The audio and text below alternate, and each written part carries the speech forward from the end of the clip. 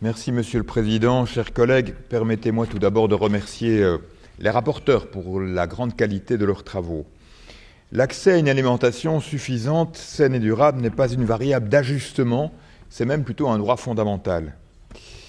Et en particulier, il nécessite de réaffirmer le rôle central des parlements dans la régulation de nos systèmes alimentaires.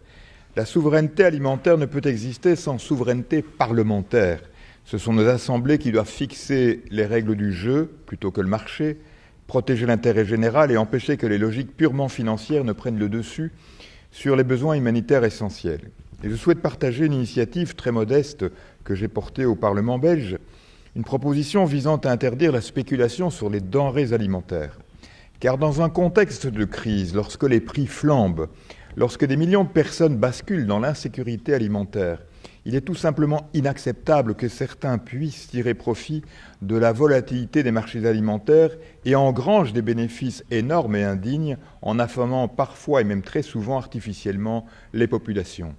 La nourriture n'est pas une marchandise comme les autres, elle ne peut être réduite à un actif financier. Et les exemples évoqués aujourd'hui, notamment la résilience développée dans des contextes difficiles comme en Ukraine ou les stratégies déployées au Maroc, montrent que des solutions existent.